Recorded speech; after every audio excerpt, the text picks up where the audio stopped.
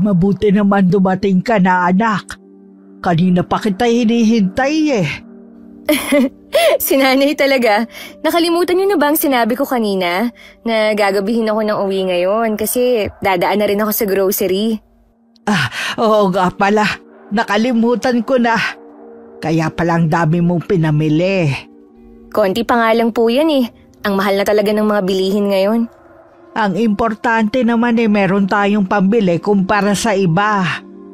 Sa bagay nga po. Teka. Parang ang tahimik yata. Nasaan po ang mga bata? Huwag niyong sabihin na maaga niyo na naman pinatulog. May pasalubong pa naman ako sa kanila. Umalis silang mag-iina. Saan po sila nagpunta? Anong oras po ba sila umalis? Kaninang hapon pagkagaling sa eskwelahan ng mga bata umalis na sila. Hindi ko alam kung saan pupunta at kung babalik pa May nangyari po ba dito kanina? Nag-away na naman ng Kuya Allen mo at ang hipag mo. Matindi ang pag-aaway nila kanina. Nagkasakitan na nga Kung hindi ko pa inawat, baka mas matindi pa ang nangyari. Ano na naman po ang pinag-awayan nila? Ayon kay Nika, nahuli daw niyang may babae ang kuya mo. Na naman. Si kuya talaga. Mabuti na nga maghiwalay na silang dalawa. Naaawa man ako sa mga apo ko na hindi buo ang pamilya. Pero mas nakakaawa sila na lagi na lang nilang nasasaksihan ang pag-aaway ng mga magulang nila. Walang dapat sisihin kundi si Kuya Allen. Hindi siya makontento kay Ate Nika Dalawa na ang anak nila nagagawa pa niyang mambabae. Nananawa na nga rin ako sa pangangaral sa kuya mo Suko na talaga ako. Ang tigas ng ulo niya, kahit anong sabihin ko, hindi talaga siya nakikinig. Ano pong sabi ni tatay? Anong sasabihin nun? Di wala. Hindi naman mahilig makisali yun sa away ng mag-asawa Saka, nakaalis na mag-iina nang dumating siya. Kinuwento ko na lang ang nangyari. Sa mga bata siya nag-aalala. Hindi naman po sila pababayaan ni Ate Nika. Kaya lang po, baka hindi na natin makita ang mga pamangkin ko. Hindi naman siguro. Yung nga lang kung gusto natin makita ang mga bata, tayo ang pupunta sa kanya. Nasaan na po pala si Kuya Allen ngayon? Pagkaalis ng mag-iina, umalis rin siya. Malamang iinom na naman kasama ng mga barkada niya. Pambihira talaga si Kuya. Imbis na ayusin ang pamilya pag-inom pa talaga ang inaatupag niya. Kung umasta siya para pa rin buhay binata. Ang mabuti pa kumain ka na para makapagpahinga ka na. Ako na ang bahala dyan sa mga pinamili mo, ha? Ay nako, para tuloy akong nawalan ng ganang kumain. Wala na kasing mangungulit sa akin kada uuwi ako. Ipagdasal na lang natin na sana magkaayos pa silang dalawa. Kahit hindi na magsama sa iisang bubong. Ganun na nga lang po sana. Unfair na po kasi kay Ate Nika kung magbabalikan pa sila hindi naman po nagbabago si Kuya Allen. Ang dami ng luha ang sinayang ng hipag ko dahil sa kanya. Hindi man lang maisip ni Kuya ang mga sakripisyo ng asawa niya.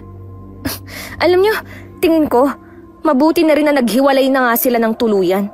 Sa bagay nga, nakakaawa naman si Nika sa mga ginagawa ng kapatid mo Ay, wag na muna natin ito pag-usapan. Lalo lang kasing bumibigat ang loob ko 9 na taon ng kasal ang kapatid ko at ang hipag ko. May 2 silang anak na babae na 8 at 6 na taong gulang. Si nanay ang nag-aalaga sa kanila at naghahatid sundo sa eskwelahan. Dahil parehong may trabaho ang mag-asawa. Nagbibigay naman si Ate Nika kay nanay bilang pakonsuelo. Wala akong masabi sa kabaitan ng hipag ko na kabaliktaran naman ng kuya ko. 3 araw na ang nakakalipas mula nang umalis ang hipag at mga pamangkin ko sa bahay. Nagkakachat naman kami pero wala siyang nababanggit na plano niya. Pag-uwi ko sa bahay, nadatnan ko ang inay na malungkot. Habang hawak ang cellphone niya, nahipag ko rin ng bumili. Bakit po Biyernes Santo yung mukha niyo? Ay, kausap ko kasi si Nika. Nakikisuyo na kung pwede kong kunin yung card at good moral sa eskwelahan ng mga bata. Ililipat na daw niya kasi ng eskwelahan at isa yun sa kailangan eh. Ha? Saan daw po niya ililipat? Uuwi na raw sila ng probinsya. Di po ba taga Bicol sila? Oo. Kaya nga nalulungkot ako eh. Siguradong hindi ko na makikita ang mga apo ko. Ay, wala na talaga siyang balak makipagbalikan kay Kuya Allen. Talagang paninindigan na niya ang pakikipaghiwalay. Desidido na talaga siyang makipaghiwalay eh. At buhayin mag-isa ang mga anak nila. Bahala na raw ang kuya mo kung maaalalang magsustento. Lagi naman kaming magka-chat pero wala naman siyang nababanggit ng mga plano niya. Alam niya kasi napipigilan mo siya. Alam ko po na napuno na rin siya kay kuya. Wala ako sa lugar para pigilan pa siya. Bukas pupunta ako sa eskwelahan ng dalawa para asikasuhin ang mga ipinapakuha ni Nika. Nalulungkot din ako. Iba pa rin po kasi kapag nakikita at nayayakap sa personal ang mga bata. Sana hindi na lang niya tayo dinamay sa away nila ng kapatid mo. Alam niyang mahal natin ang mga anak nila eh. Hindi naman po siguro yun ang intensyon niya. Kaya lang po, kung dito nga po sila, wala nang titingin sa mga anak niya kapag nasa trabaho siya. Kahit papano sa kanila, nandun ang pamilya niya na pwede niyang makatulong. Sa bagay nga, may punto ka rin. Nay, nandyan na po ba si Kuya Allen? Hindi pa siya dumarating. Palagay ko ay umiiwas din. Hanggang kailan niya gagawin yun? Naku, ang gigigil talaga ako sa kanya. Ilang araw ko na siyang inaabangan eh. Nasa iisang bahay lang kami, hindi pa kami magkita. Paano kayo magkikita kung umiiwas nga siya? Alam niya kasi na kay Nika ka kumakampi. Alangan namang siya ang kampihan ko. Wala naman siyang ginawang tama. Huwag mong kalilimutan na kuya mo pa rin siya. At mas matanda siya sa iyo. Bigyan mo pa rin siya ng konting respeto, ha? Hindi ko naman po nakakalimutan yun. Pero wala naman po siyang pinagkatandaan eh. Napapailing na lang si Inay. Hindi na rin siya nagsalita pagkatapos. Alam kong nalulungkot siya sa nalalapit na pag-uwi ng mga apo sa probinsya. Tuwing naiisip ko na hindi na namin makakasama ang mga pamangkin ko, lalo lang ako nakakaramdam ng galit sa kapatid ko. Kinabukasan day off ko kaya buong araw lang akong nasa bahay. Sa wakas nagkita rin kami ni Kuya na balak pang umiwas sa akin. Talaga bang wala ka ng balak tumino? Pwede ba huwag kang makialam sa buhay ko, ha? Huwag mo sanang kakalimutan na nasa iisang bubong tayo nakatira at pamilya tayo dito. Kaya makikialam ako hanggat gusto ko. Ano ngayon? Basta huwag kang makialam sa akin. Uuwi na ang mag-iina mo sa probinsya. Posible na hindi na natin sila makita. Wala ka man lang bang gagawin, ha? Si Nika ang kausapin mo at hindi ako. Kung ako lang masusunod, ayokong iuwi niya mga bata sa kanila. Napuno na kasi sa'yo si ate. Wala ka na kasing ginawa kundi bigyan siya ng sama ng loob. May mga anak na kayo. Nagagawa mo pang mambabae. Ako rin naman napuno na sa walang katapusan niyang pagbubunga nga. Sana man lang naisip mo ang kapakanan ng mga anak niyo. Pwede ba, Sen? Hindi mo rin naman ako maiintindihan dahil wala ka sa katayuan ko. Ang naiintindihan ko lang, ang paghihirap ni Ate Nika sa'yo. Lahat ng sakripisyo ginawa niya para sa pamilyang binuo niya. Kahit may trabaho siya, asikaso pa rin niya kayo. Maganda at mabait naman ang asawa mo ah. Ano pa bang kulang? Walang kulang dahil sumobra pa nga siya. Wala na siyang ginawa kundi awayin ako tuwing nalilate ng uwi. Lagi siyang si Duda sa akin. Tama lang naman na pagdudahan ka dahil ilang beses ka na niyang nahuling may ibang babae. Marami lang akong kaibigang babae. Sus, huwag kang sinungaling, kuya. Anong tingin mo sa akin, tanga? Ikaw may sabi niyan, hindi ako. Hindi ka ba talaga makakausap ng matino, ha? Tigilan mo na nga ako. May lakad pa ako ngayon. Masyado mo na ako inaabalay. Ano, makikipagkita ka sa kabit mo? Anong kabit ang pinagsasabi mo? Kuya, kasal pa rin kayo ni Ate Nika kahit hiwalay pa kayo ng bahay. Kaya kabit pa rin kung sino man yung kakatagpuin mo. Ewan. Diyan ka na nga. Sa nakikita ko, mas gusto na rin ni Kuya Allen na maghiwalay na sila ng asawa para magawa na niya ang lahat ng gusto niya. Nang araw na yun, nakausap ko sa cellphone ng hipag ko. Umiiyak siya at aminado na mahal pa rin niya ang kapatid ko. Pero suko na siya sa lahat ng ginagawa nito sa kanya. Lalo na ang walang katapusang pambababae. Nalaman ko rin na siya lang ang gumagastos. Dahil sa sarili lang napupunta ang sahod ng kapatid ko. Ngayon ko mas nauunawaan ang naging desisyon niya. Nakausap ko po kanina si Ate Nika. Talaga? Anong sabi? Nagbago na ba ang isip niya? Hindi po, Nay. Buo na ang desisyon niya na umuwi na lang ng probinsya nila. Ay, akala ko naman nakumbinsi mo siya na wag nang ituloy ang plano. Mas kawawa po siya kung mananatili lang sila dito. Matagal na palang hindi nagbibigay si Kuya Allen eh. Si Ate Nika lang pala lahat ang gumagastos sa kanila. Saan daw napupunta ang sahod ng kuya mo? Malamang, sa babae at bisyo niya. Sobra na talaga ang kapatid mo. Mula pa noon ganyan na siya. Hindi ko alam kung kanino siya nagmana eh. Hindi po talaga siya katulad ng ibang lalaki na prioridad ng pamilya. Sana hindi na lang siya nag-asawa. Dapat nagpakasawa muna siya sa buhay binata. Mula po ngayon, wala na akong pakialam sa kanya. Total ayaw niyang napagsasabihan eh.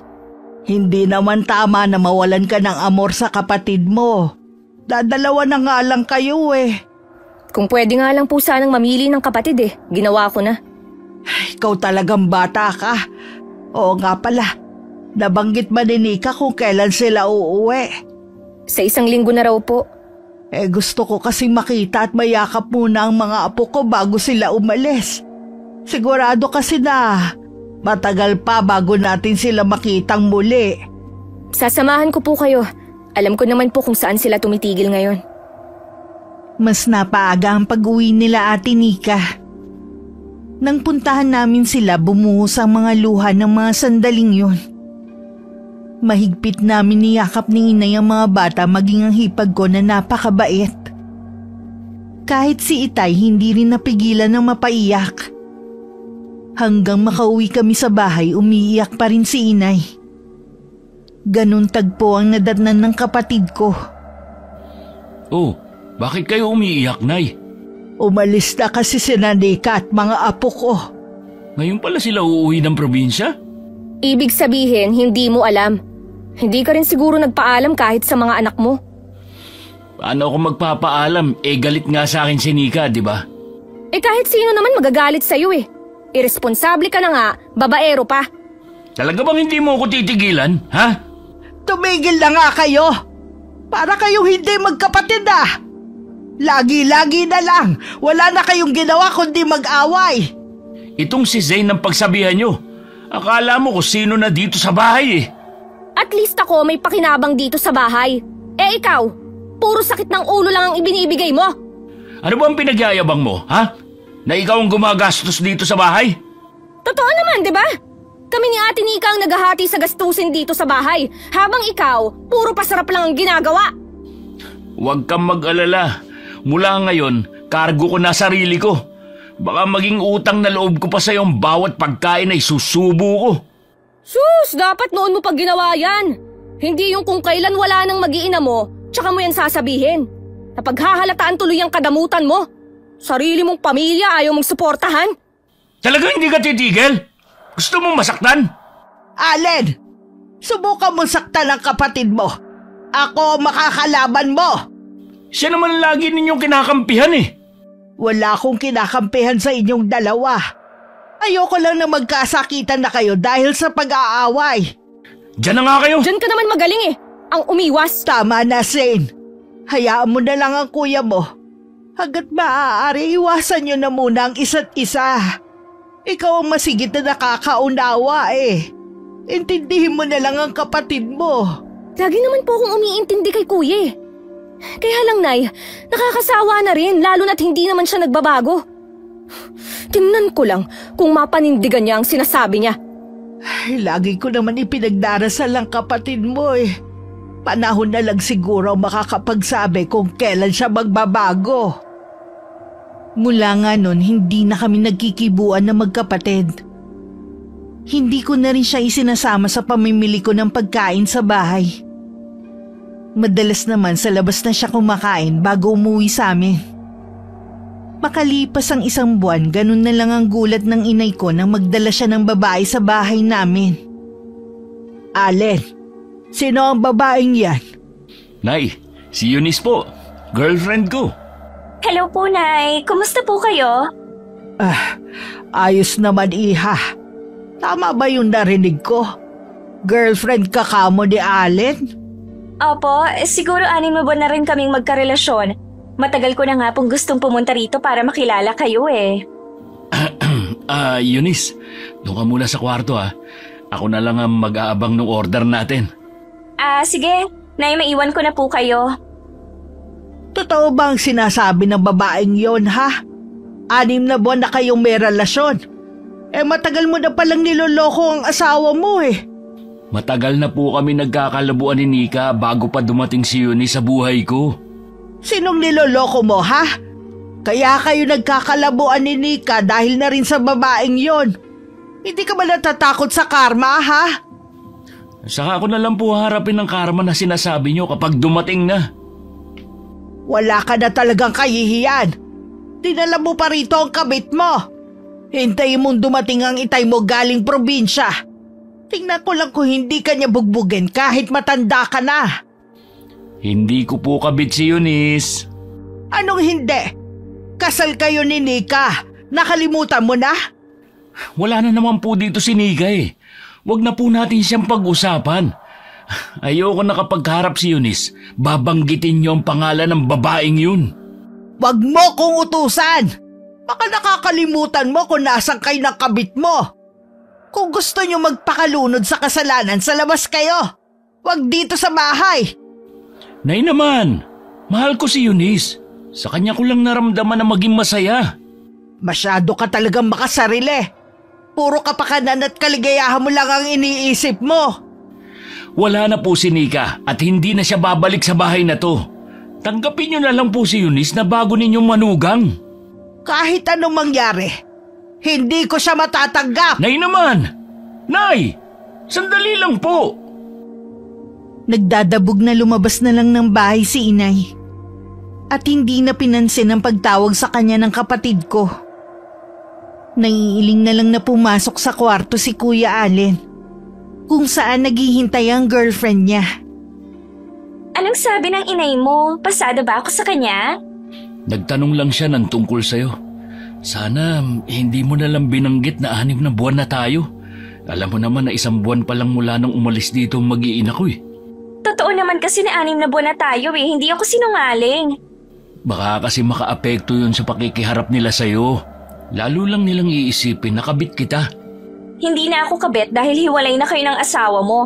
Di ba hindi na yun babalik? Hindi na nga. Umuwi na sila ng probinsya eh. Di pwede na pala akong tumira dito. Ha? Hindi ganun kadali yun. Baka magalit sa akin ng mga magulang ko. Lalo na yung kapatid kong si Zane. Para pa namang dragon ng babaeng yun. Parang laging bumubuga ng apoy. Grabe ka naman sa kapatid mo. Ganon ba talaga kasama ang ugali niya? Oo, sobra. Buti nagkasundo sila ng dati mong asawa. Paano hindi sila magkakasundo? Pareho sila ng ugali. Hindi mo ba namimiss ang mga anak mo? Sumasagi minsan sa isip ko. Bakit mo naman naitanong? Baka mamaya kasi dahil sa mga anak mo, sa huli piliin mo rin na makipagbalikan sa asawa mo. Malabo na yun. Mabuti nga wala na sila dito sa bahay. Ang kukulit at ang iingay naman ng mga batang yun. Manang-mana sa nanay nila. Grabe ka naman, halatang hindi ka mahilig sa bata. Paano kung tayo naman ang magkaroon ng anak? Gugustuhin mo rin na mawala na lang kami sa buhay mo? Siyempre hindi no. Mahal kita. At kahit ilan pa magiging anak natin, tatanggapin at aalagaan ko sila. Si Nika kasi, hindi ko naman talaga minahal yun. Napilitan lang akong pakasalan siya noon. Kung talagang mahal mo ko, pumayag ka nang dito ako tumira. Sige, pero kakausapin ko muna ang pamilya ko. Sandali ha.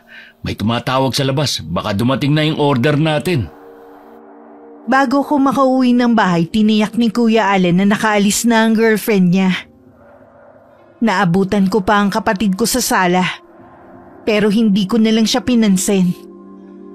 Tumuloy na ako sa kwarto at itinuloy ang pagtawag sa hipag ko. Mula kasi nang umalis silang mag-iina, hindi pa rin siya tumatawag. Hanggang ng mga oras na yun, hindi ko pa rin siya makontak. Nay, tumawag na po ba sa inyo si Ate Nika? Hindi pa nga eh. Nagtatampo na nga ako. Nangako siya na tatawag sa atin kapag nandun na sila. Pero hanggang ngayon wala pa ring tawag. Namimiss ko na nga ang mga apo ko eh. Gusto ko na marinig ang malalambing nilang boses. Nabanggit po dati ni Ate Nika na malayo daw sila sa bayan. Hindi kaya mahina ang signal sa lugar nila? Maaari din. Pero sana naman gumawa siya ng paraan. Iniisip ko nga baka dahil sa galit niya. Pati tayo gusto na rin niyang tanggalin sa buhay nila. Hindi po maaari, Nay. Kadugo natin ang mga anak niya. Hindi pwede na basta na lang nila tayong kakalimutan. Tsaka, kilala ko si Ate Nika. Hindi niya magagawa ang iniisip niyo.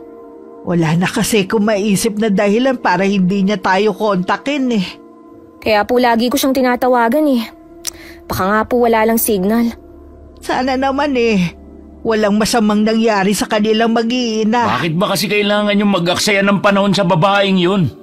Umalis na nga eh. Ibig sabihin, ayaw niya nang mapabilang sa pamilya natin. Pwede ba, Kuya? Hindi ka kasali sa usapan namin ni Nanay. Huwag ka nang makisali dahil wala ka namang magandang sasabihin. Eh kung ayaw mo palang makisali ako sa usapan ninyo, sana hindi kayo dito nag-uusap para hindi ko naririnig. Eh dapat ikaw ang umalis para hindi mo marinig ang pag-uusap namin ng inay. Bastos ka talaga eh, no? Hindi mo na ako ginalang. Baka nakakalimutan mo. Mas matanda ako sa'yo. Hindi ko naman yun nakakalimutan eh. Yun nga lang, kahit mas matanda ka sa akin, nakakalimutan mo kung paano magpakatanda. Hanggang ngayon kasi isip bata ka pa rin eh. Ano sabi mo? Tama na yan! Pareho kayong bastos! Hindi niyo na ako ginalang. Sa harapan ko pa mismo kayo nagtatalo. Ano ba ako sa bahay na to? Tau-tauhan ha? Konti na lang. Bibinggo ka na talaga sa akin, Zane. Katulad ni Ate Nika, matagal na rin akong napuno sa'yo. Kung lagi mo na lang kakampihan ng babaeng yun, punta mo siya sa kanila. Magsama kayo.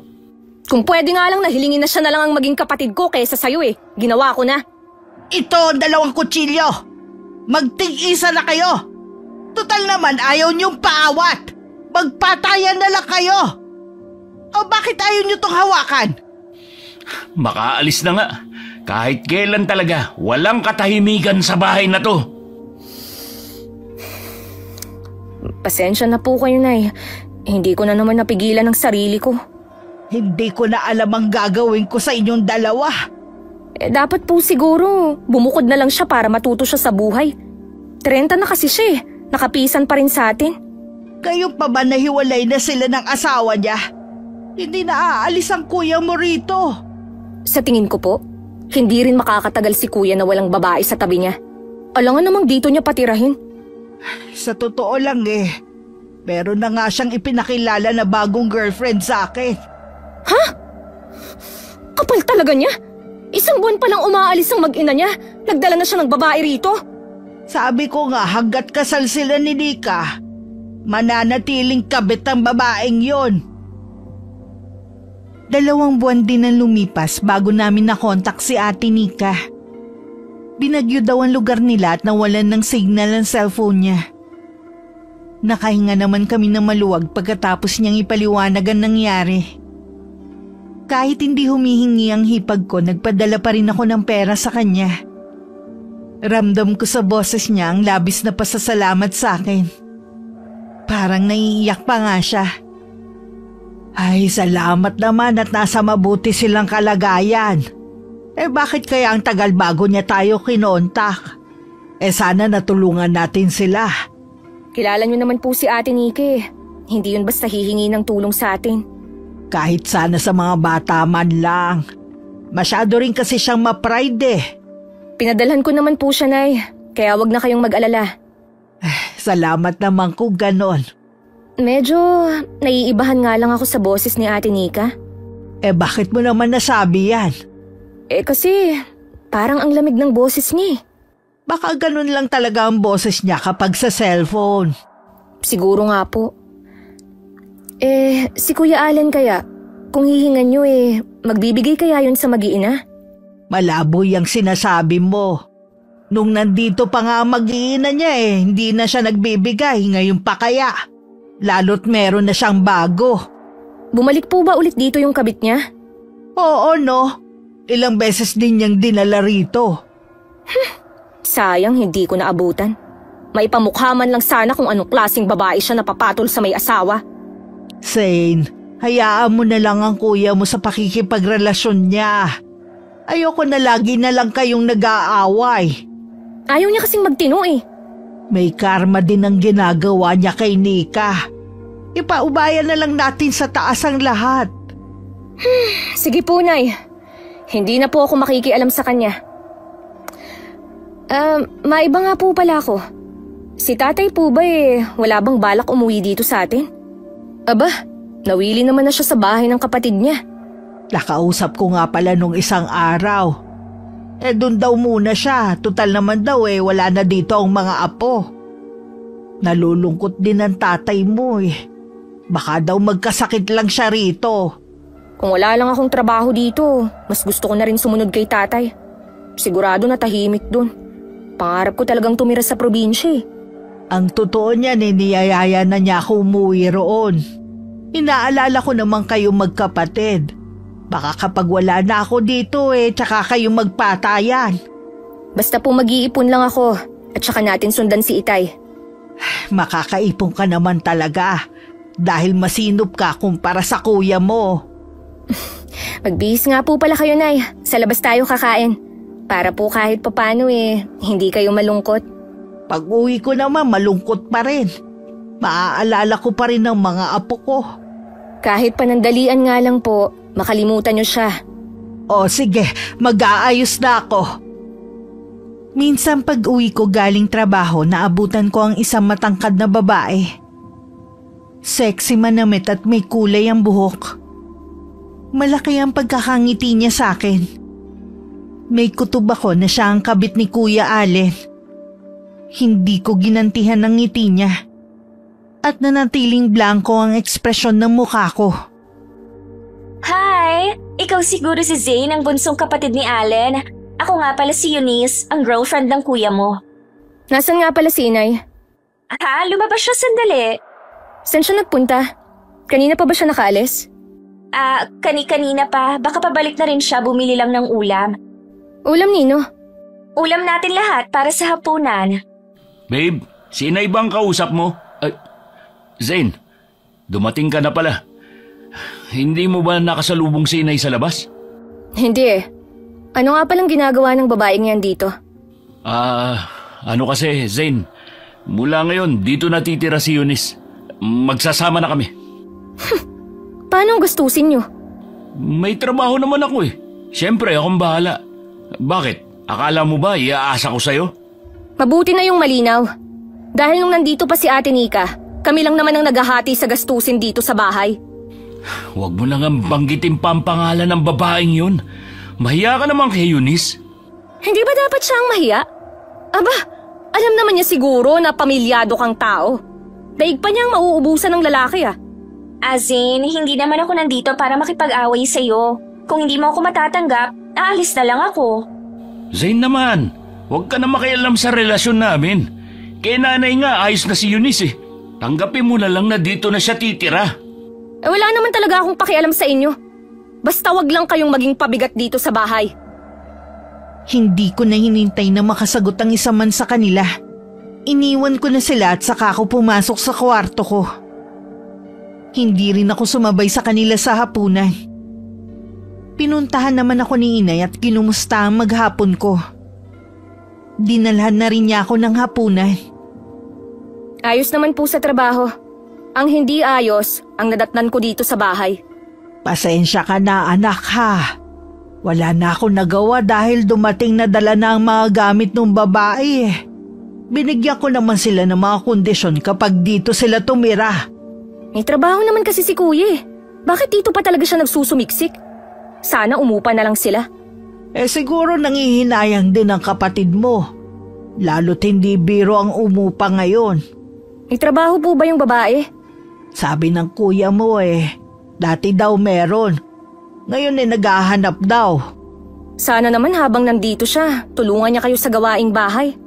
Malalaman natin sa mga susunod na araw kung may kusa ba siya. Nako, huwag siyang tatamad-tamad talaga. Dahil kung hindi, malilintikan siya sa akin. Ikaw talaga. Kung makapagsalita ka, para ka namang tambay sa kanto Lalabas po talaga ang pagka-Amazona ko kapag ginalit nila ako. Ang mabuti pa kumain ka na lang. Baka gutom lang yan. Anay, nakausap ko nga po pala kanina si Ate Nika. Ano na pag-usapan nyo? Kumusta ang mga apo ko? Ayun, ayos lang naman daw po sila. Yung kapatid po niya na walang anak ang nag-aalaga habang nasa trabaho siya. Mabuti naman, hindi ibang tao nag-aalaga sa mga apo ko. Isa pa yun sa inaalala ko Wala na kasi siyang nanay at ang tatay naman niya nakakulong. Kinukumusta nga po niya si Kuya Allen Tingin ko po mahal pa rin niya si Kuya sa kabila ng mga kalokohang ginawa sa kanya. Alam ko naman yun. Umaasa din ako na balang araw magbabalikan sila pero malabo na yata dahil nag-uwi na ng ibang babae ang kuya mo. Ayoko na rin po na magbalikan sila. Hindi na rin naman po magbabago si Kuya Kung nagawang makahanap ng ibang babae ni Kuya Allen, magagawa rin ni Ate Nika. Bala ko pong sabihin na sa kanya ang totoo kapag nagkausap ulit kami. Maiba nga pala ako. Ikaw ba wala pang ipapakilalang boyfriend sa amin? Ay naku Nay, wala pa po sa isip ko yan. Tuwing nakikita ko si Kuya, pakiramdam ko katulad lang din niya ang makikilala ko. Siyempre kikilatisin mo naman para hindi ka matulad sa hipag mo. At hindi dapat laging puso ang paiiralin. Oo naman po Nay, kaya siguro naging pihikan ako Ay, di bale, hindi naman ako nagmamadali Gusto kasi namin ng itay mo bago kami mawala sa mundong ito May sarili ka na rin pamilya. Nag-aalala rin kasi kami na maiiwan ka mag-isa. Buti sana kung maaasahan mo ang kapatid mo. Huwag po kayong mag-alala ng itay. Kaya ko pong pangalagaan ang sarili ko. Alam ko naman, mas malakas ang loob mo kaysa sa kuya mo. Sa ilang araw na pananatili ni Eunice sa bahay namin, ipinakita na niya agad ang tunay niyang kulay. Wala siyang alam gawin kundi ang matulog at kumain. Maghapon lang din siyang nanonood ng TV. Hindi man lang tumulong sa pagluluto, pero laging nauuna sa pagpunta sa hapagkainan.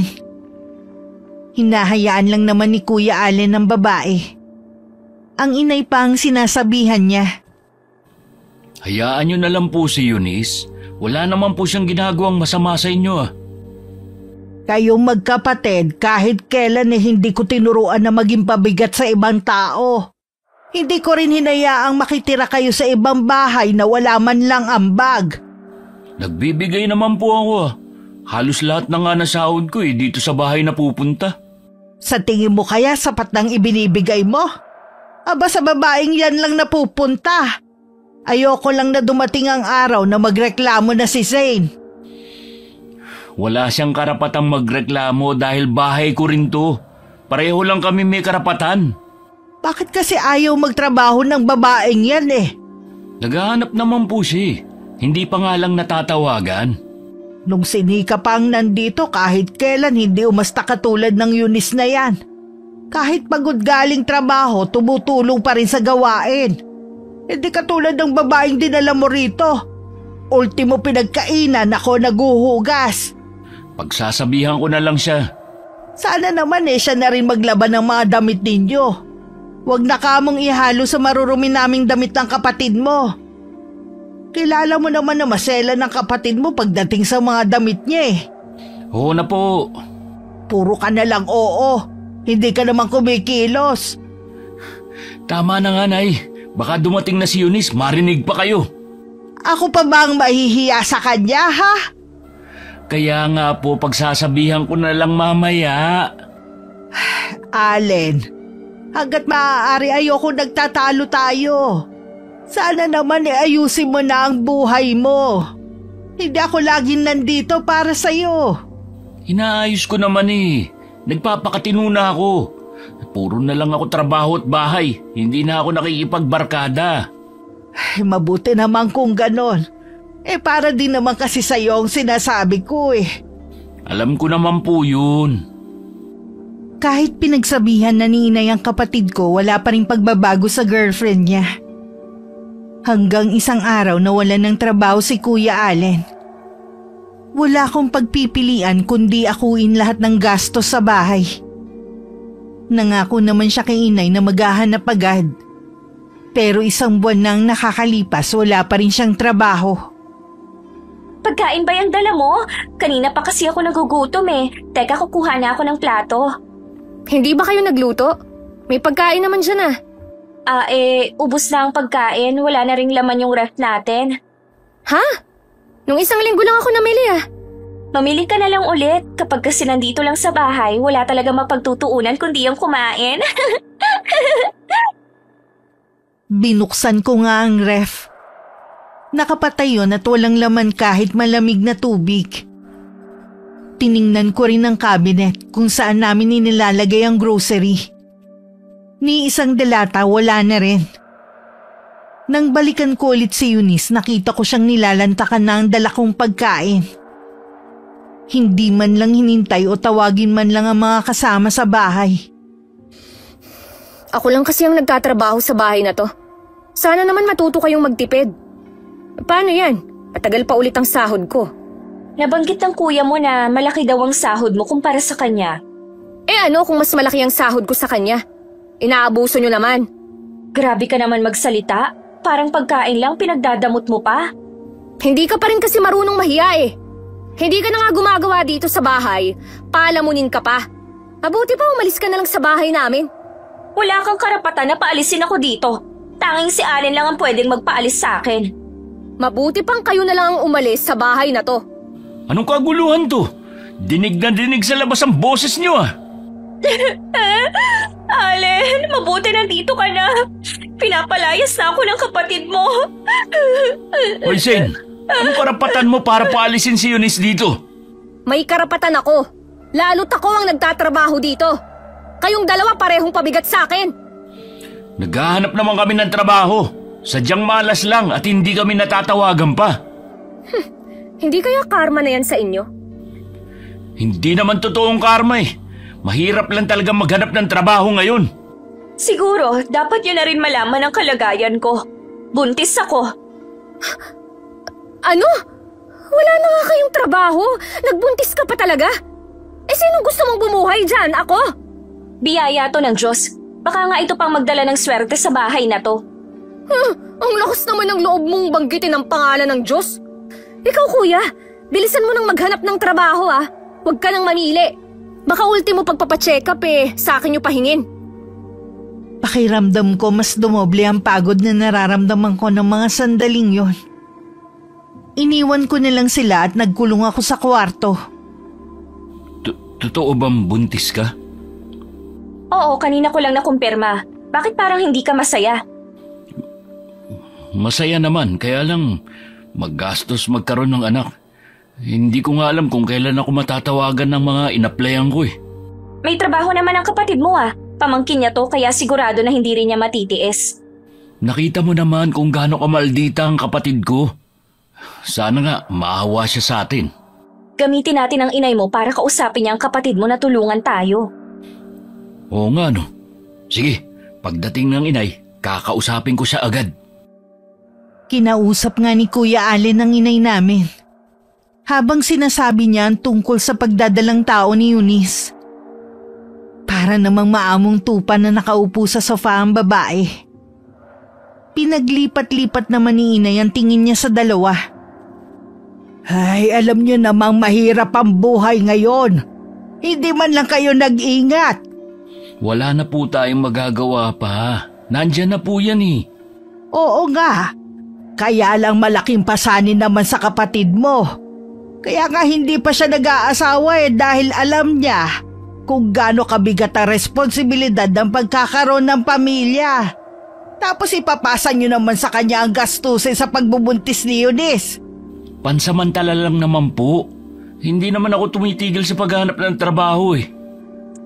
Nay, wala naman po sa plano namin ang mag-anak agad. Kaya lang po, naniniwala ako na biyaya po ito sa amin kahit dumating po siya sa mahirap na sitwasyon namin. Sang-ayon naman ako na biyaya ang sanggol na yan. Kaya lang hindi kasi natin maaaring ipasagot kay Zane. Nakikiusap naman po ako sa inyo. Hindi ko naman po kakayanin na ipalaglag itong anak. Sus Mariosep, hindi ko naman sinabi na ipalaglag mo yung sanggol sa sinapupunan mo eh. Basta sama-sama tayo. Magagawan din natin ng paraan kung paano makaraos. Salamat po, Nay. Kung wala pa rin pong tumawag sa akin, kahit sa construction, papasukin ko na.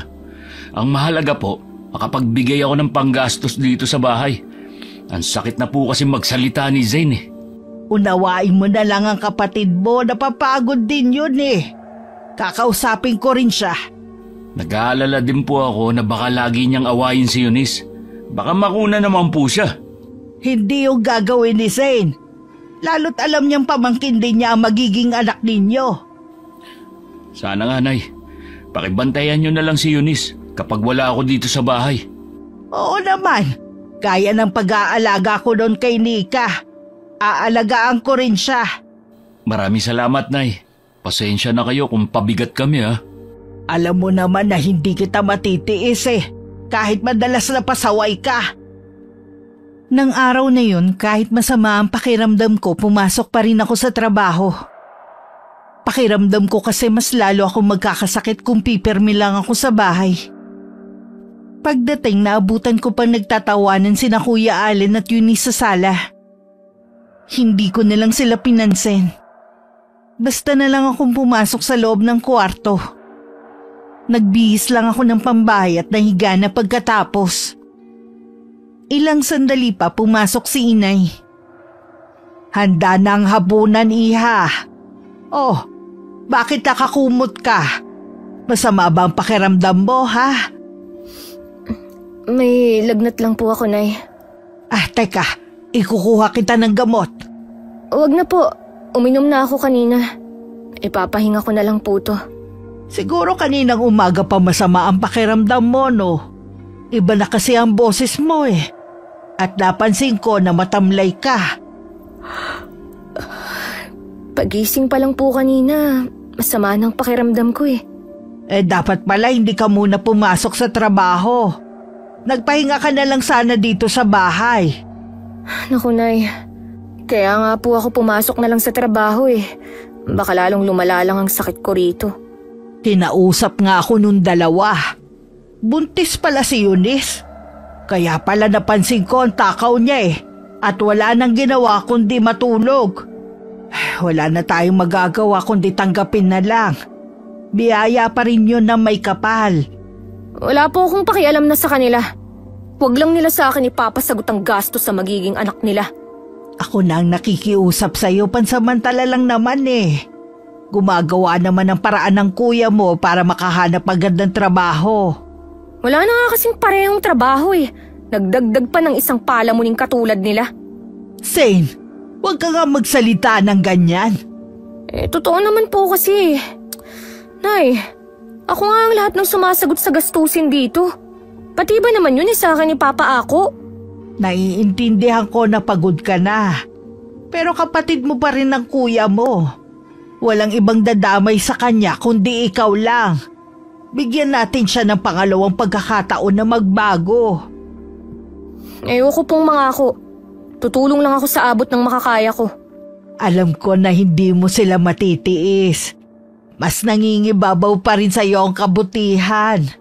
Huwag niyo na nga po akong bulahin. Nagsasabi lang naman ako ng totoo eh. Sino pa ba ang masigit na nakakakilala sa iyo kundi ako? Oo na po, Nay. Ikukuha na kita na makakain mo, ha? Wag na po, Nay. Busog pa po ako. Nagmerienda kasi ako kanina dahil uminom nga ako ng gamot. O sige, Pagkatapos kong kumain ay babalik ako. Ikukuha rin kita ng palangganita na may tubig para mapunasan kita. Magpahinga ka na muna ha. Kahit naiinis pa rin ako kay Kuya Allen at Eunice, hindi maiwasang lumambot na rin ang puso ko dahil kay Inay.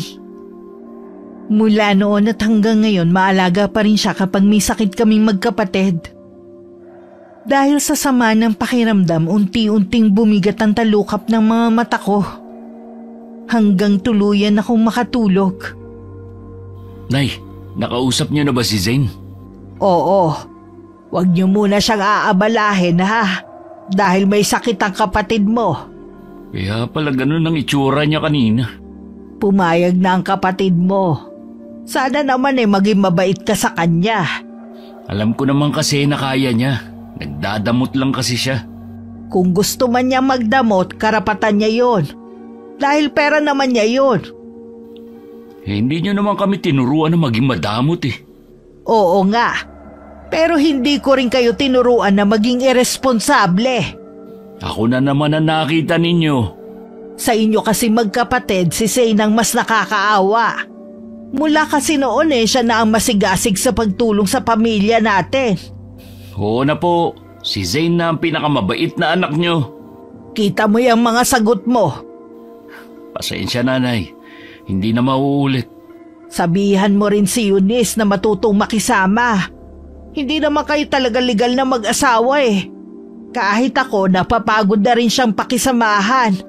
Ang tamad niya mula nang dumating siya dito sa bahay. Lagi ko naman siya sinasabihan eh.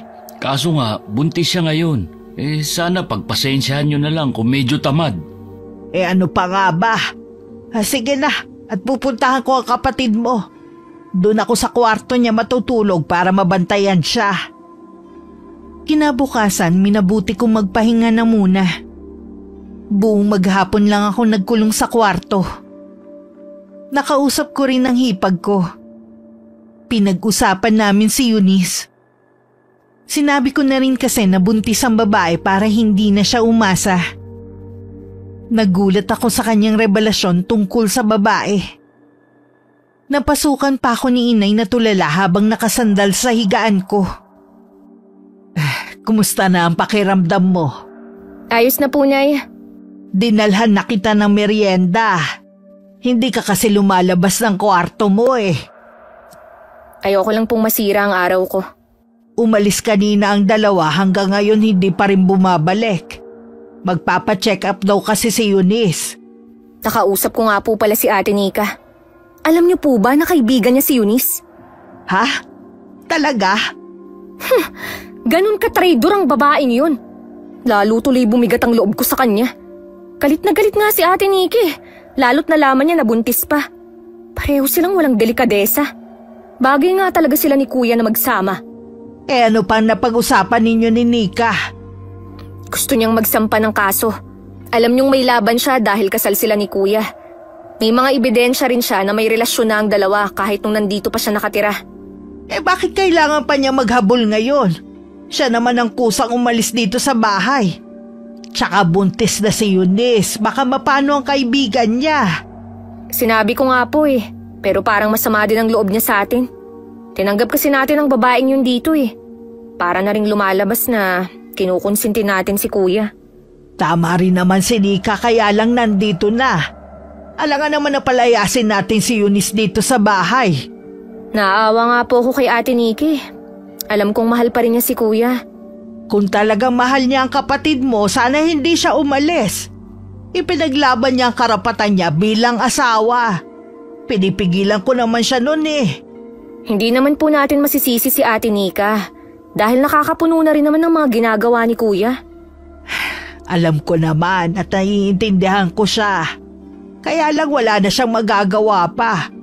Kahit maghabol siya, hindi na rin makikipagbalikan sa kanya ang kapatid mo. Gusto lang niya siguro makaganti sa ginawa sa kanya. Lalo lang kamong gugulo ang sitwasyon kung gaganti pa siya. Kakausapin ko na lang po siya sa susunod. Paliliwanagan ko na lang po. Nasasaktan pa siya ngayon kaya hindi yun makikinig. Nasa sala ako nung dumating ang dalawa. Nagtatawanan pa sila nang pumasok sa loob ng bahay. Bigla silang sumeryoso na makita ko. Hindi ko na rin naman napigilan na kumprontahin sila. Magaling ka na ba, Zane? Oo. Mabuti naman makakapasok ka na sa trabaho bukas. Kausap ko kanina ang kaibigan mo. Ha? Sinong kaibigan? May nagpunta ba dito kanina habang wala kami? Si Ate Nika ang tinutukoy kong kaibigan mo. Akala mo siguro hindi namin malalaman ng inay, no? Wala na naman kami ni Nika eh. Hindi naman yun ang issue eh. Kundi yung inahas mo ang asawa ng kaibigan mo. Siya naman na may kasalanan kung bakit bumaling sa akin si Allen eh. Marami na siyang naging pagkukulang. Kaya sinamantala mo naman ang pagkakataon. Kahit ano pa ang sabihin mo, kami na ng kuya mo. Wala na siyang magagawa pa. Magkakaanak na rin kami ng kapatid mo. Tingnan natin kung makapagyabang ka pa. Oras na magsampa ng kaso si Ate Nika. Ano? Magsasampa siya ng kaso? Narinig mo naman ang sinabi ko, di ba? Baka naman nananakot ka lang. Nakausap mo ba siya? Lagi kaming nag-uusap ni Ate Nika. Allen, gumawa ka ng paraan. Ayokong makulong. Dapat kasi, bago nyo siya pinagtaksilan, iniisip nyo muna na may masasaktan kayo. Tumigil ka na nga. Alam mo naman na buntis si Eunice eh. Tinatakot mo pa lalo.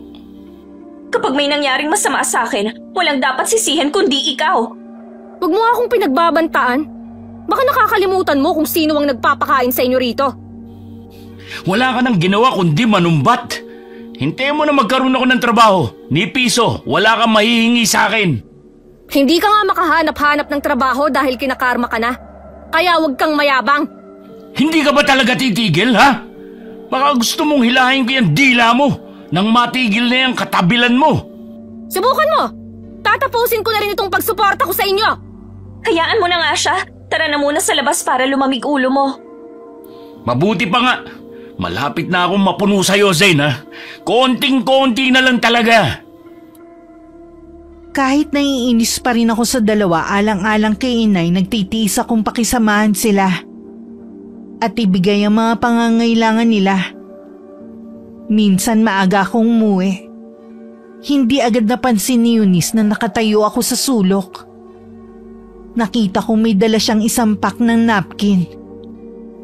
Agad ko siyang sinundan sa kwarto nila at naabutan ko pang magpapalit sana. Kitang-kita naman ang pamumutla sa mukha niya. Hindi ka lang pala mga agaw. Manloloko ka pa! Zane, hayaan mo ako magpaliwanag. Nagkamali lang naman ako eh. Bala ko naman sabihin sa inyo eh. Sinungaling! Masahol ka pa sa manggagansya! Ang kapal ng mukha mo! Ano nangyayari rito? Bakit kayo nag-aaway? Nay, si Zane po kasi. Zane, ano na naman ba to? Di ba nag-usap na tayo tungkol sa bagay na to? Alam ko po na nag-uusap na tayo. Pero manloloko ang babaeng yun eh. Mabuti pa, palayasin nyo na siya. Ano ba sinasabi mo riyan? Buntis si Eunice, baka mapano siya? Hindi po siya buntis. Niloloko lang tayo ng babaeng yan. Hayan ang ebidensya oh. Eunice, may buwanang dalaw ka? Bakit mo to nagawa sa amin? Naging maayos ang trato ko sa'yo at inalagaan kita. Sabi mo, 4 na buwan na yung ipinagbubuntis mo. Paano mo ipapaliwanag yan? Tagal mo na kaming niloloko. Kahit hindi ako totoong buntis, wala kayong karapatan na paalisin ako dito. May karapatan si Allen sa bahay na to at siya lang ang pwedeng magpaalis sa akin. Ang kapal talaga ng mukha mo! Aray ko! Ang buhok ko! Bitiwan mo akong babae ka! Isusumbong kita kay Allen! Tama na! Tumigil na kayong dalawa! Bitawan mo na siya, Zane! Walang kwentang patulan ng mga katulad niya! Umalis ka na kung ayaw mong ipadampot kita sa pulis! Halika na, anak. Hayaan mo ang Kuya Allen mo ang magpaalis sa kanya rito. Siguradong magagalit din ang kapatid mo oras na malaman niyang niloko lang tayo ng babaeng to.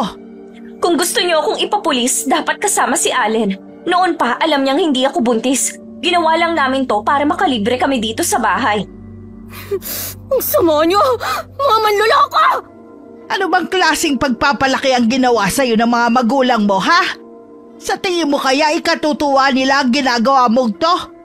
Paano ko pa malalaman matagal na sila nabubulok sa ilalim ng lupa? Pagbabayaran mo to! Kayo ni Kuya Allen!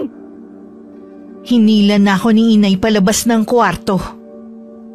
Napansin kong namumutla siya kaya agad akong kumuha ng isang basong tubig at saka pinainom sa kanya. Nang kumalma na siya, nagpalakad-lakad siya sa sala habang hinihintay si Kuya. Nang dumating ang kapatid ko, sinalubong siya ng sampal ni inay. Natulala lang si Kuya. Kahit ako nagulat sa ginawa ni inay. Paano mo kami nagawang lokohin, ha? Ganyan ba kita pinalaki? Hindi ko po alam ang sinasabi niyo. Huwag ka na magmaang-maangan pa. Alam ko nang hindi buntis si Eunice. Nahuli siya ng kapatid mo. Mabait pa rin talaga ang Diyos sa amin. Hindi niya hinayaan na matagal mo pa kaming maloko. Nay, hayaan niyo naman po ako magpaliwanag. Ano pang paliwanag ang sasabihin mo, ha? Patawarin niyo ako kung sumang-ayon ako sa plano ni Eunice. Wala na po kasi ako maisip na paraan para hindi niyo siya paalisin dito sa bahay eh. Bakit kasi pilit siya nagsusumiksik sa pamilya natin? Matapang pa siya na hindi namin siya pwedeng palayasin. Wala na ba talaga siyang natitirang kahihiyan, ha? Kakausapin ko na lang po siya na baguhin ang ugali niya. Ilang beses mo na yan sinasabi. Hanggang ngayon hindi pa rin siya nagbabago. Ang layo talaga ng ugali niya kay Nika. Ang asawa mo kahit kailan hindi ako binigyan ng sama ng loob. Ang hirap niyo rin kasing pakisamahan eh. Lalo na yang si Zane. Sinali mo na naman ako. Kayo itong may problema ng babaeng yon. Kayo itong nanloko sa amin. Tapos ako pa rin ang sisisihin mo. Mabuti pa umalis na kayo ng babaeng yun dito sa bahay. Saan naman po kami pupunta? Hindi ko na problema yon. Hindi po ako aalis. May karapatan din ako rito. Ipagpipilitan mo talaga yan, ha? Sige, kami na lang ang aalis ng kapatid mo. Nay, hindi niyo naman kailangan gawin to. Teka lang po. Huwag muna kayong umalis. Pag-usapan muna natin to. Kapag may masamang nangyari kay inay, walang dapat sisihin kundi ikaw at ang kabit mo. Sinundan ko si inay sa kwarto niya. Nakita kong nahihirapan siyang huminga. Hinagod-hagod ko pa ang likod niya at hindi muna iniwan.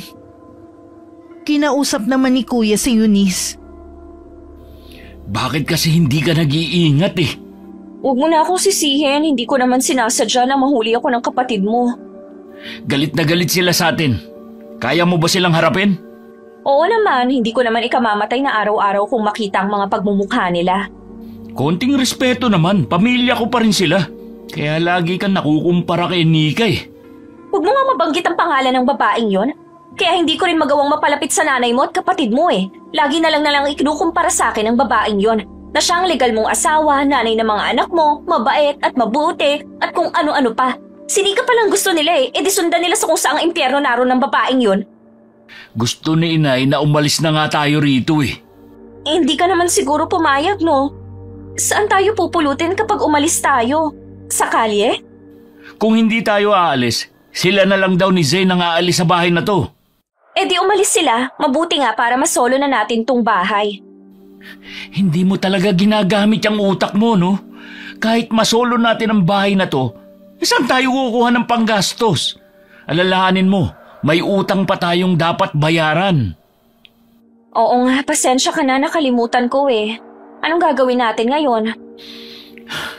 Magpapakumbaba siyempre, lalo ka na. Hindi yung ikaw pang matapang. Sige na, hihingi na ako ng sorry sa kanila. Dapat lang, dahil gutom mga abutin natin kapag nagkataon. Dahil sa sama ng loob nang tumawag si Ate Nika, sinabi ko lahat ng mga nangyari. Kung dati siya ang umiiyak kapag tumatawag, ngayon naman ako ang umiiyak. Sinabi ng hipag ko na huwag kami magtitiwala kay Eunice. Dahil tuso ang babae at magaling magmanipula. Nabanggit din niya na nakalaya na ang kanyang ama at siya na ang bahalang gumanti sa dalawa. Hindi ko tuloy maiwasan na kabahan. Pero hindi na ako nagtanong kung ano ang kanyang plano. Nang sumunod na araw humingi sa amin ng dispensa si Eunice. Yumakap pa siya sa amin ni Inay. Wala naman kami naging reaksyon. Nag-uusap at kumikilos kami ni Inay na parang hindi siya nakikita. Nakausap ko po na si Ate Nika at ang mga bata. Hinahanap nga po kayo eh. Wala naman kayo dito sa bahay nung tumawag. Namimiss ko na nga ang mga apo ko eh. Malapit na nga pala ang birthday ni Shane. Ano daw ba ang plano niya? Maghahanda daw po sila kahit konti. Sagot daw po ng tatay niya ang panghanda. Iniimbita nga po nila tayo eh. Ang layo naman nila kasi eh. Bumalik na po sila sa dati nilang bahay. Malapit na po ulit sila sa atin. Talaga? Mabuti naman para lagi ko silang nadadalaw. Tama po ba ang narinig ko? Nakalaya na ang tatay ni Nika? At doon na ulit sila sa dati nilang bahay? Oo. Di ba sa iisang barangay lang naman kayo nakatira? Oo, pero matagal na akong hindi nakakauwi sa lugar na yon. Kapag pala bibili ka ng regalo sasama na rin ako. Para mabilhan ko rin ang mga apo ko. Sige po, Nay. Sa linggo po pwede na tayong mamili para makapamasyal na rin kayo. O sige, bihira naman akong lumabas Mawalang galang na ulit, dumating na kasi yung bill ng kuryente at tubig natin. Ipinatong ko sa ibabaw ng TV, baka kasi hindi nyo pa nakikita. Matagal pa kasi yung sahod ko, tsaka ko na lang babayaran. Yung kuryente pwedeng sa susunod na bayaran pero yung tubig alam mo naman na kapag hindi na bayaran ngayong buwan, mapuputulan tayo. Muntik na nga tayong maputulan ng isang buwan mabuti na lang napakiusapan ko yung tao. So wala pa nga akong sahod Anong gagawin ko? May panggala ka nga sa linggo Hindi ba pwede na unahin mo muna ang pagbabayad sa tubig natin? Total naman, atat kang bayaran, di bayaran mo na muna. Ha? Wala naman ako maibabayad. Alam mo naman na wala akong trabaho. Yun naman pala Kaya wag mo akong madaliin. Nagmamalasakit lang naman ako Ayoko na mahirapan kayo. Iha, wag ka na lang makialam sa bayarin dito sa bahay. Iwasan nyo na magtalo ng anak ko. Pasensya na po, Nay. Ito na nga muna ako sa kwarto, Nay. Magpapahinga na muna ako. Bigla kasing uminit ang ulo ko Pasensya na, Zane ha. Nasira ko pa yata araw mo. Ikaw naman kasi sinabihan na kita na wag na lang papansinin si Zane. Para kasing nananadya kang galitin ng anak ko Hindi naman po yun ang intensyon ko Wag mo na lang sanang uulitin ha. Mabait ako pero hindi ang anak ko. Halata naman po sa kanya. Alam ni Inay na kinakapos na rin ako sa pera. Maliban kasi sa gastusin sa bahay, nagpapadala rin ako kay tatay sa probinsya. Kahit naman nandito siya, ako lahat ang sumasagot ng mga kailangan nila. Dasal ko lang na sana malampasan namin ng mga pagsubok sa amin ni Inay. Nandito na ako. Anong ulam natin? Wala pa Meron dyan, sinaing pa lang. Hindi pa ba nakakapagluto si Inay ng ulam? Kanina pa siya umalis, ang sabi lang may pupuntahan. Hanggang ngayon wala pa rin kahit si Zane hindi pa dumarating. Palagay ko magkasama silang dalawa. Baka nga magkasama sila. Mauna na tayong kumain. Magbukas ka na lang dyan ng delata. Patawa ka, wala nga laman ang cabinet niyo Baka pwedeng umutang muna tayo sa may tindahan. Sinubukan ko ng mangutang, nagalit pa sa akin ang may-ari. Kay Zane daw natin inililista, hindi naman daw alam ng kapatid mo. Siguro sinabihan sila ng kapatid mo. Pambihira naman yang si Zane. Parang walang pakialam Heto pa, hindi pa niya binabayaran ang bill ng tubig natin pero balak nilang gumala ng nanay mo sa linggo. Sasabihan ko na lang mamaya pagdating. Hindi pwedeng ginagawa niya sa atin. Parang hindi siya pamilya. Hindi rin maganda kung sumagot. Kahit maayos naman ako nakikipag-usap sa kanya. Napupuno na rin ako nagtitimpi lang talaga ako. Humanda siya sa akin kapag nagkatrabaho ako. Lahat ng trato niya ibabalik ko sa kanya. Konting tiis na lang. Makakahanap rin ako ng trabaho. Ang tagal mo nang sinasabi yan, hanggang ngayon wala ka pa rin nahahanap. Baka nga totoong sinasabi ng kapatid mo. Karma na yan sa'yo. Isa ka pa Nagpapaniwala ka naman sa karma. Hindi totoo yun. Teka, lalabas muna ako. Susubukan ko manghiram kahit 50 sa mga tropa ko rito. Bakit ka umiiyak? Naaawa lang kasi ako sa kalagayan natin Kasalanan ito ng kapatid mo. Tahan na. Kaya nga pagsasabihan ko siya hindi pwede ang ginagawa niya sa atin para tayong laging namamalimos Kung pwede ko nga lang sungalingalin ang huso niya, ginawa ko na Makakaganti ka rin sa kanya balang araw. Ginabi na kami ni Inay sa pag-uwi. Tinawagan ko kasi siya kanina. At sinabing samahan ako sa isang despedida ng kaibigan na kilala rin niya. Pagdating namin, nasa sala ang dalawa at hindi maipinta ang mga muka. Hindi ko nilang sila pinansin at tumuloy na ako sa kwarto. Bakit ngayon lang kayo? Para kayong walang kasama sa bahay Hoy! Huwag mo kong gamitan ng ganyan tono, ha? Hindi na naman kayo mga batang musmos para samahan dito. Oo nga po, pero kanina pa kami nagugutom. Wala man lang kayong iniwan na pambili ng ulam? Pati ba naman uulamin ninyo, hindi pa kayo makadiskarte? Sinubukan ko naman po pero wala kami makuhanan. Kahit sa tindahan ayaw na kaming bigyan. Paano pati bisyo nyo ang kapatid mo ang nagbabayad? Mahiya naman kayo. Bakit kasi hindi kayo maghanap ng trabaho para hindi kayo maging palamunin dito? Wala akong pakialam kung palamunin man kami dito. Obligasyon nyo kami dahil dito kami nakatira. Bastos! Kailan ka pa natutong sigawan ako, ha? Dahil ba sa babaeng yan? Kaya lalong nag-iba ang ugali mo? Sumusobra na kayo Dahil ba wala akong trabaho, kaya ganyan niyo ako tratuhin? Kahit naman nung may trabaho ka. Hindi ka nagbibigay pero wala kang naririnig sa amin ng itay mo. Ngayon na wala kang trabaho, nagmamataas ka pa rin? Imbis na magpakumbaba? Ayaw niyo naman kasi kami intindihin Alam niyo naman ang sitwasyon namin. Sinusunod niyo kasi yung si Zane. Wala na nga kaming ginawa ng kapatid mo kundi ang intindihin kayo. Pagod na ako sa pagbibigay ng pang-unawa sa inyo. Bahala na kayo sa buhay niyo. Buisit talaga! Mula sa kwarto ko, dinig ko ang pagtatalo ni Inay at Kuya. Lalabas na sana ako nang bumukas ang pinto at pumasok si Inay. May luha pang nangingilid sa mga mata niya. Ayos lang po kayo, Nay. Susundin ko na lang ang payo mo na sundan ko na lang ang itay mo sa probinsya. Hindi ko na talaga kayang ugali ng kapatid mo. Baka akala nilang dami kong pera. Hindi kasi nila alam na nauubos lang sa ipinapagawa kong bahay sa atin. Mabuti na rin na hindi natin binanggit sa kapatid mo ang bagay na yon. Sigurado na po ba kayo na gusto nyo nang umuwi sa atin? Oo, anak. Pero bago ko umuwi, gusto ko nakalipat ka ng titirhan mo. May nakita naman na po ako. Akala ko nga lang kasama ko kayo ron. Kailangan na rin ako ng itay mo Pareho na kami matanda at gusto lang namin tahimik na buhay. Nagpapasalamat nga ako sa iyo dahil tinupad mo ang pangarap namin na magkaroon ng bahay sa probinsya. Alam niyo naman po na kayo ang prioridad ko. Wala akong hindi gagawin para sa inyo ng itay. Baka sakaling matuto din ang kapatid mo kapag wala na tayo rito. Oo nga po. Umpisahan na po natin ang pagliligpit para maihatid ko na kayo. Kahit sa terminal lang, iha, ayos lang sa akin. Konti lang naman ang dadalhin ko Inabot pa ng 2 araw bago ang araw ng pag-alis ni Inay. Dahil hinintay ko pa ang day off ko.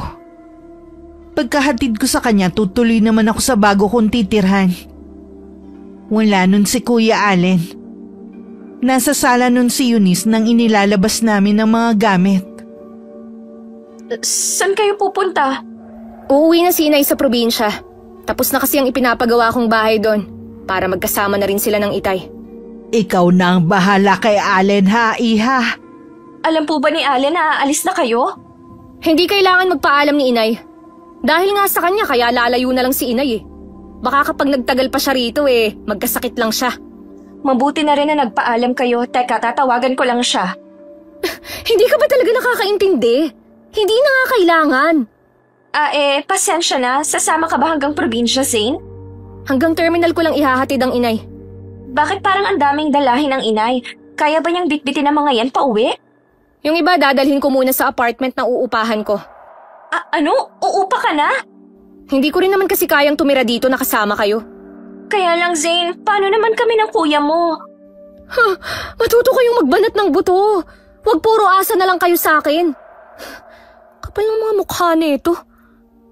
Sige na, Nay. Mauna na kayo sa labas. Baka nandun na yung service. Zane, nakikiusap naman ako sa'yo. Maawa ka sa amin.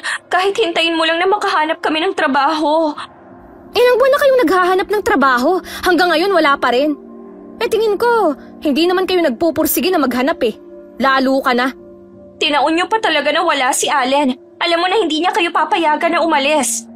Kahit nandito siya, hindi rin naman niya kami mapipigilan. Pwede bang malaman kung saan ka lilipat? Eunice, pakiusap lang.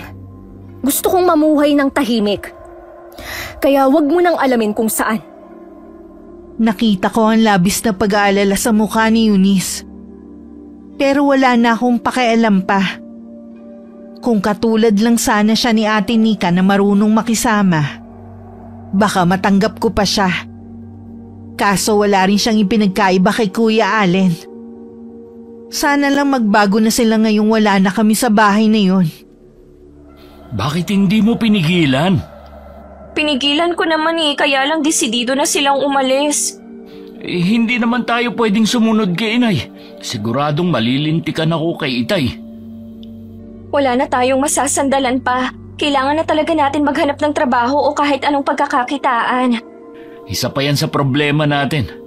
Kahit anong gawin natin, hindi na tayo saswertehin sa paghahanap ng trabaho.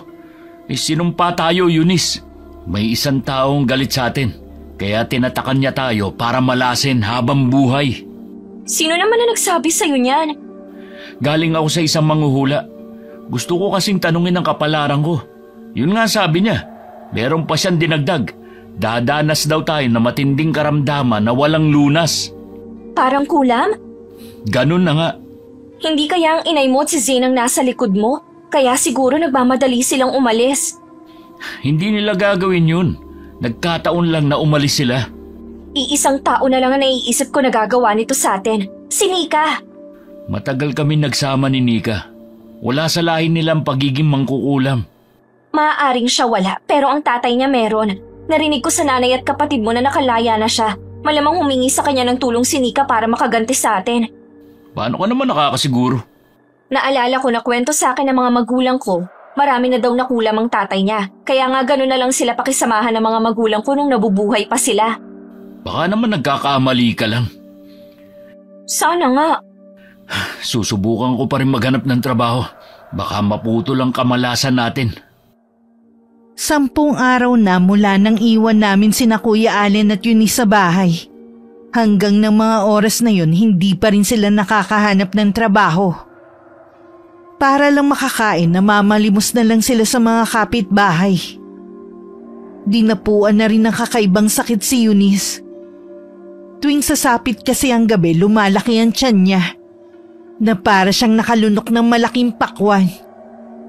Si Kuya Allen naman nagkasakit sa balat na may masangsang na amoy. Sumama pa naman ako sa'yo dahil akala ko ay magiging maganda ang buhay ko sa piling mo. Huwag mo na nga ako sisihin. Hindi ko namang ginusto nangyayari sa atin eh. Paano pa ako makaka-apply nito kung ganito na ang itsura ko?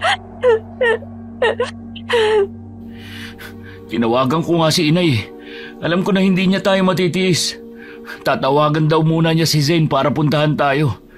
Kapag dumating siya, maging mabait ka naman sa kanya, ha? Sa tingin mo kaya makakapagmaldita pa ako sa kalagayan ko? Gusto ko lang makasiguro. Alalahanin mo, wala nang ibang tutulong sa atin. Wala ka na bang balita kay Nika? Wala na mula nang umalis sila dito ng mga anak ko. Sina Inay at Zane lang naman ang nakakaalam ng kinaroroonan nila. Tinanong ko kasi mga kapatid ko kung nandun pa si Nika at tatay niya sa lugar namin. Sandali lang daw silang tumigil doon at umalis na rin.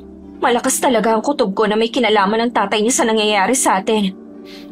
Baka matulungan tayo ni Zane kapag pumunta siya rito. May kumakatok. Baka si Zane na yan. Baka nga. Sandali. Titignan ko. Nang pihitin ko ang seradura, hindi naman yun nakalak.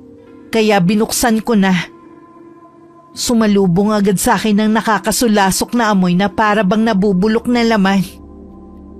Hindi ko tuloy malaman kung tutuloy ba ako o hindi. Ilang sandali pa lumabas sa kwarto ang kapatid ko na iika-ika pang naglalakad. Hindi rin ako makapaniwala sa itsura niya ngayon. Lalo na nang makita ko na sinusundan siya ng mga langaw. Salamat naman, dumating ka na. Akala ko matitiis mo ako eh. Eunice, lumabas ka muna. Si Zane nga dumating. Kuya, anong nangyari sa'yo? Bakit tadtad ka ng sugat? Kinukulam kami, Eunice. Meron kaming pinaghihinalaan. Hindi lang kami sigurado. Ha? Kulam? Sigurado ba kayo? Dapat nagpapatingin muna kayo sa doktor. Nakapagpa-check up naman kami. Meron tayong kapitbahay na nagmagandang loob. Pero wala naman nakita ang doktor. Lalo lang din lumala ang kondisyon namin. Kaya nasiguro namin na kulam nga itong nangyayari sa amin. Napasulyap din ako kay Eunice na hindi ko rin halos makilala. Natuon ng husto ang paningin ko sa malaki niyang tiyan. Hirap na rin siya sa paglalakad. At bahagya lang ngumiti habang umuupo sa sofa. Hindi siya buntis. Kapag dumidilim na, lumalaki na ang tiyan niya. Napapasigaw nga rin siya sa sobrang sakit eh. Baka bukas pa kasi makaluwas dito ang inay eh. Ako na munang mag-aasikaso ng mga kailangan nyo. Salamat, Zane, sa pagdalaw ha. Magtatanong ako sa mga kakilala ko kung meron silang alam na mahusay na albularyo. Nabanggit kasi ni Kuya na kinukulam kayo. May palagay ako na si Nika nagpapakulam sa amin. Gusto niya kaming gantihan. Wala ka namang katibayan. Hindi tama na pagbintangan mo siya. Maniwala ka sa akin, siyang may kagagawa nito. Mangkukulam ang tatay niya. Hindi na lang ako sumagot para hindi na lang humaba ang usapan.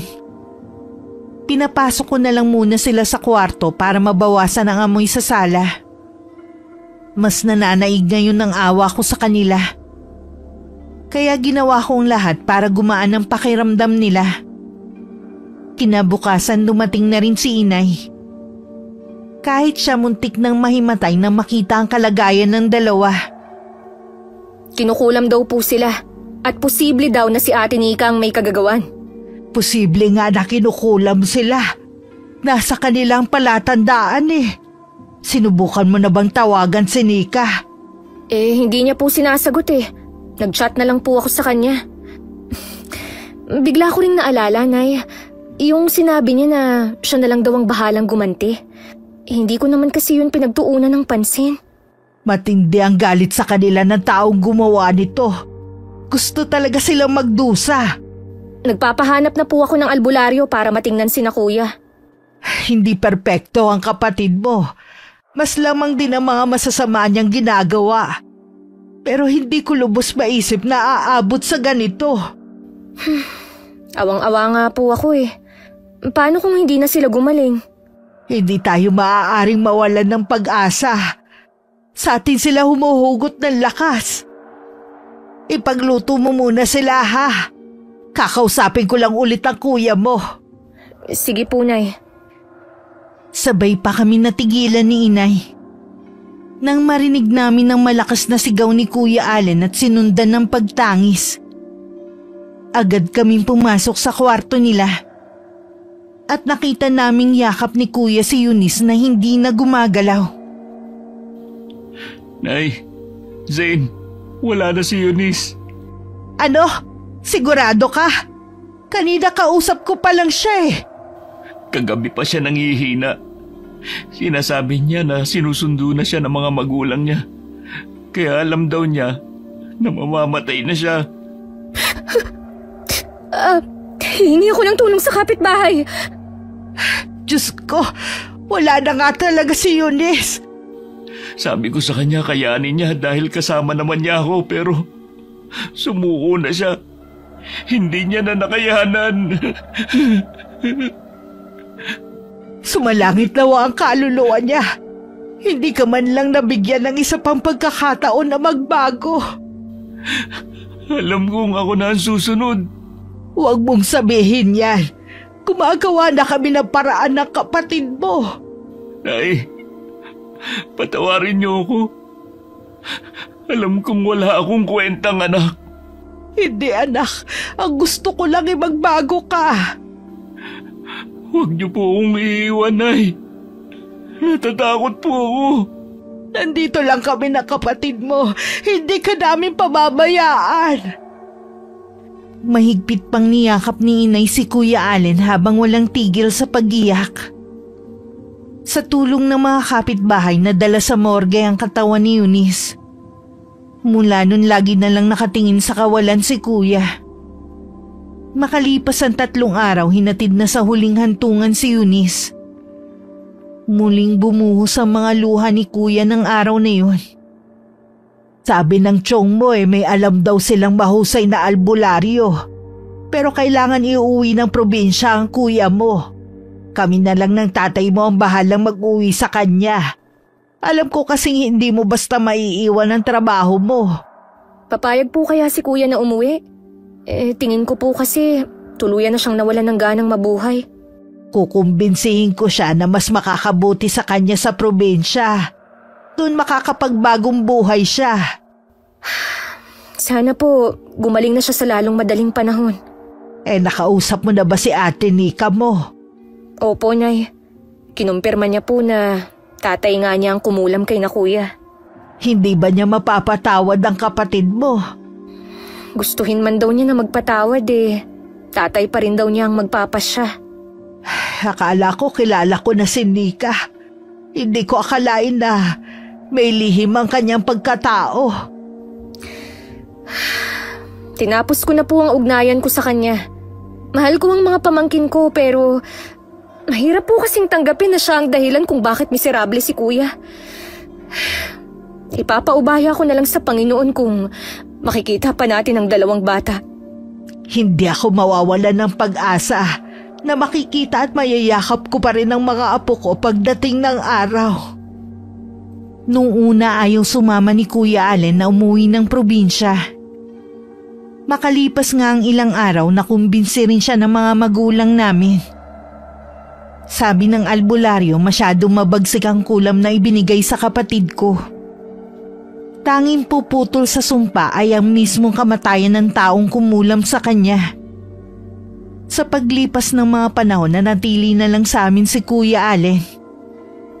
40 na siya nang bigla na lang nawala ang karamdaman niya. Noon namin napagtanto ni inay na maaaring patay na ang tatay ni Ate Nika.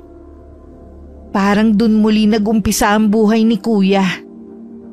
Walang araw sa buhay niya ang ipinagpasalamat niya. Dahil nabigyan pa siya ng pangalawang pagkakataon na mamuhay ng normal. Wakas,